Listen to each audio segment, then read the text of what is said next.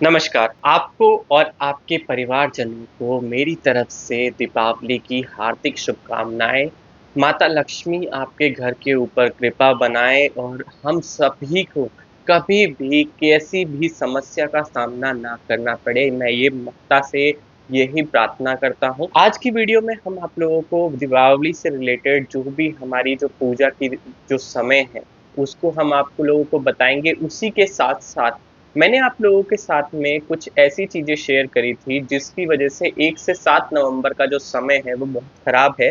तो मैं आप लोगों को उसका कारण भी बताऊँगा और उसी के साथ-साथ उससे होने वाली जो घटनाएँ हैं, वो किस तरीके से किस लेवल तक जा सकती हैं, उनको भी मैं आप लोगों के सामने प्रत्यक्ष रखूँगा। तो दोस्तों, आज के समय के अंदर हमारे को बहुत सारी ऐसी चीज़ें देखने को मिल रही हैं।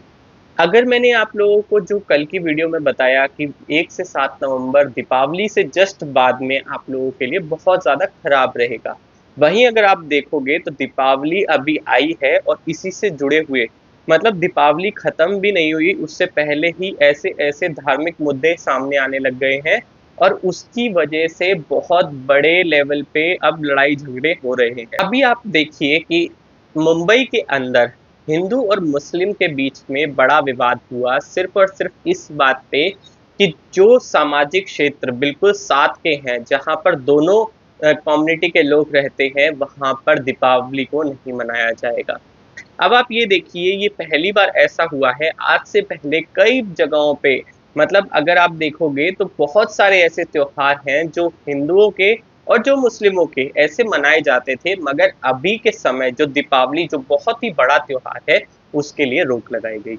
हेलो दोस्तों, मैं भरत शर्मा स्वागत करता हूँ आप लोगों का आपके अपने चैनल इन्फोबस क्रिएशंस पे। चैनल को आपने अभी तक सब्सक्राइब नहीं किया है तो जल्दी से सब्सक्राइब का बटन दबा दें और बेल आइकन को ऑल पे कर लें ताकि जब भी कोई न्यू वीडियो आए तो उसकी नोटिफिकेशन आप लोगों को मिल जाए। तो दोस्तों, आप ये देखिए कि अभी जो लेटेस्ट ये चीज़ें चल रही हैं जिसके अंदर कई सारे क्षेत्रों के अंदर दीपावली को मनाने से मना किया जा रहा है। वहीं अगर आप देखो तो दीपावली एक बहुत ही बड़ा त्योहार है और ऐसे समय पर इस चीज़ को मना करना एक बहुत ही बड़ा एक धर्म संकट की स्थिति को उत्पन्न करता है, क्योंकि इस टाइम पे जो हिंदू धर्म के लोग हैं वो इस त्योहार से बहुत ही ज़्यादा जुड़े रहते हैं और ऐसे समय पे उनको त्योहार ना मनाने के लिए बोलना एक अपने आप में विवादित स्थिति को बिल्कुल बनाता है। तो अब आप ये देखिए कि मुंबई के अंदर आपने देखा होगा अभी एक लेटेस्ट ही ऐसी झड़प हुई कि उसके अंदर 2 जगहों पे एक साथ झगड़े शुरू हो गए। तो 2 अलग-अलग कम्युनिटी के लोग उन्होंने ये बोला कि यहाँ पर जो ये क्षेत्र है, यहाँ दोनों लोग रहते हैं तो इस क्षेत्र के अंदर बिल्कुल भी दिवाली मनाई नहीं जाएगी। अब आप ये देखिए कि अगर दोनों ही रहते हैं तो आप अपने साथ में त्योहार दोनों मना सकते हैं। वहीं इस त्योहार को खराब करने के लिए ऐसी चीज़ें उत्पन्न होती हुई नज़र आ रही हैं। 2024 के अंदर आपने बहुत सारी ऐसी चीज़ें देखी होंगी जिसके अंदर धर्म युद्ध के बहुत सारे मुद्दे उठते हुए नज़र आए हैं। क्योंकि 2024 के अंदर जो हमारे जो मंगल ग्रह हैं, उन्होंने बहुत सी ऐसी चीज़ें करी हैं और उनके साथ में जब भी कोई ग्रह आता है, तो वो उसी तरह का रूप अपना दिखाता है। अब मंगल जो ग्रह हैं उनको सेनापति कहा जाता है क्योंकि मंगल ग्रह पूरा सेनापति का काम करते हैं और अगर उनके साथ में कोई भी ग्रह आ जाए तो वो उनको फॉलो करना शुरू कर देता है। अब एक चीज़ देखिए कि अगर मंगल के साथ में राहु आ जाए, तो राहु एक ऐसा ग्रह है जिसको बहुत ज़्यादा मज़ा आता है ऐसी चीज़ें कराने के लिए। अब आप देखिए जैसे धार्मिक विवादों के अंदर विवादित स्थितियाँ बनाना, उसी के साथ-साथ ऐसी चीज़ें बनाना जिसकी वजह से जो इंसान है वो अपना जो कार्य है अपनी बुद्धि से ना कर पाए, तो इंसान की जो स्थिति होती है अपनी किसी भी मुद्दे पे राय देने की, तो वो स्थिति बिल्कुल ख़त्म हो जाती है। राहु अपनी बुद्धि जो चलाता है, उसकी वजह से इंसान की बुद्धि के ऊपर बहुत ज़्यादा फ़र्क पड़ता है। अब इस वजह से आप लोगों ने देखा कि मंगल के साथ में जो राहु की जो ये स्थिति चल रही है, 1 से 7 नवंबर के बीच में कई सारे नक्षत्र परिवर्तन होने वाले हैं। अब नक्षत्र परिवर्तनों के साथ में जो ग्रहों की जो स्थिति भी होती है, उसके अंदर भी बदलाव आते हैं। जैसे-जैसे ये बदलाव आएँगे, तो ये स्थिति को बिगाड़ते, अनुकूल करते हैं या फिर आप लोगों के लिए उस स्थिति को लाभकारी करते हैं, तो ये बहुत ज़्यादा मतलब उसके ऊपर डिपेंड करता है। तो इसी वजह से जो अभी जो 1 से 7 नवंबर का समय आ रहा है, इसके अंदर जो सबसे ज़्यादा जो प्रोबेबिलिटी बढ़ती है, जो सबसे ज़्यादा जिसकी जो संभावना बनती है, उस संभावना के दौरान आप लोग अपने डिसीज़न जो देते हो, वो बिल्कुल भी ठीक नहीं होते, क्योंकि राहु आपकी बुद्धि को घुमा देता है। अब राहु का ऐसा कार्य बहुत ही ज़्यादा विचलित करेगा आप लोगों को। आप लोगों ने शायद ये चीज़ देखी होगी, कई बार जब हम कोई शुभ कार्य कर रहे होते हैं, तो हम पहले तिथि देखते हैं और तिथि के बाद में हम उस दिन के अंदर जब भी हमारे को राहु काल होता है, हम उसको बिल्कुल भी किसी भी शुभ कार्य के अंदर हम उसको बिल्कुल अलग कर देते हैं। तो हम कभी भी कोई भी शुभ कार्य राहु काल में नहीं करते हैं, क्योंकि राहु हमेशा भ्रमित करता है आप लोगों को। और इस भ्रमित की वजह से अगर आपने कोई कार्य शुरू कर लिया, कोई ऐसा कार्य जो बहुत समय लेने वाला है, आप लोगों को उसके अंदर बीच में क्षति भी हो सकती है।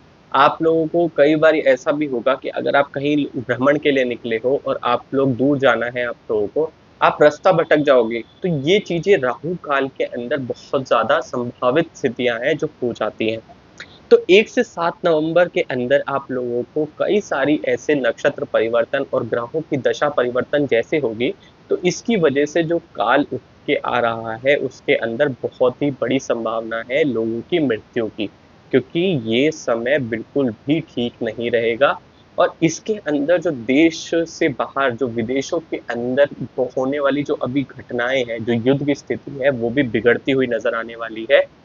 और जैसा मैंने आप लोगों को बताया था कि मिडल ईस्ट का जो युद्ध है, अगर इस 1 से 7 की तिथि के अंदर ईरान अगर कोई भी अटैक वापस इज़राइल के ऊपर कर देता है, तो आप लोगों को एक बहुत बड़े युद्ध की, जो विनाशकारी युद्ध होगा, उसकी संभावना दिखने लगेगी और एकदम से आप लोगों को तीव्रता से वो युद्ध शुरू होता हुआ नज़र आ जाएगा।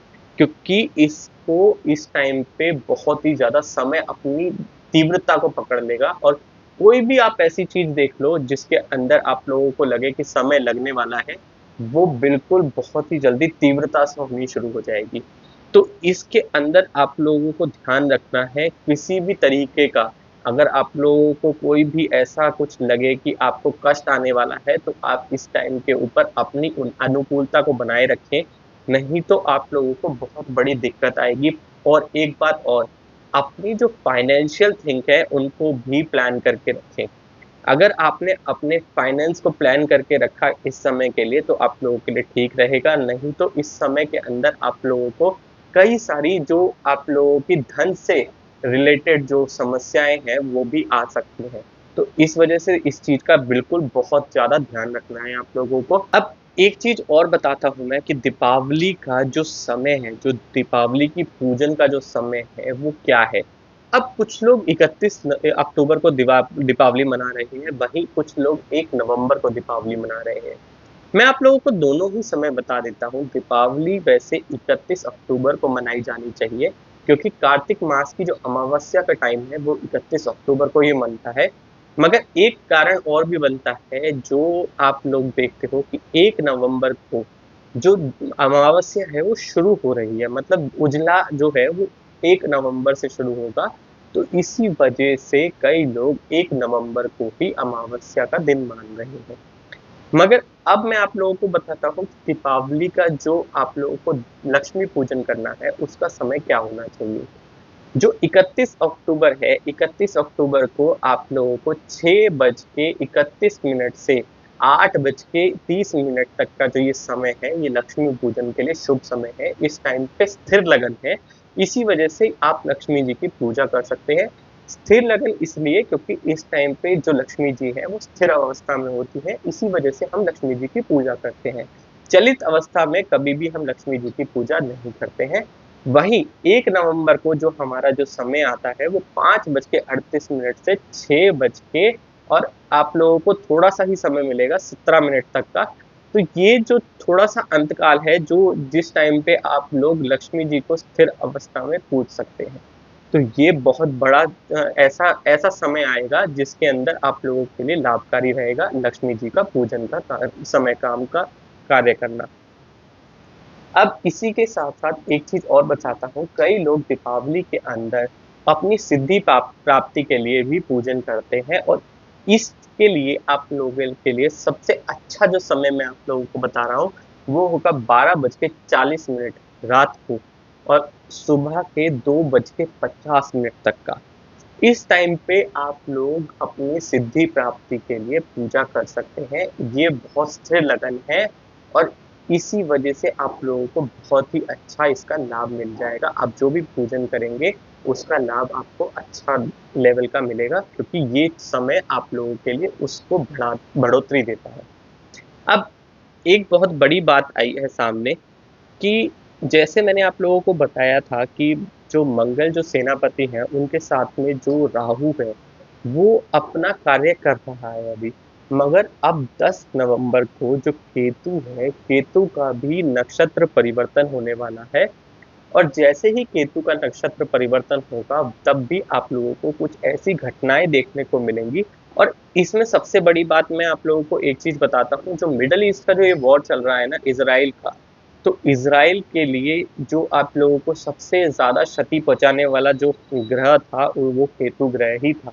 जो आप लोगों ने एकदम से सडनली देखा कि कई जगहों पे एकदम से बहुत ज़्यादा लोगों की मौत हो जा रही थी, वो केतु के कारण ही हो रही थी क्योंकि केतु क्या करता है, ऐसी स्थिति को उत्पन्न करता है, जो एक ही दम से आप लोगों को बहुत बड़े लेवल पे लोग मरते हुए नज़र आ जाते हैं।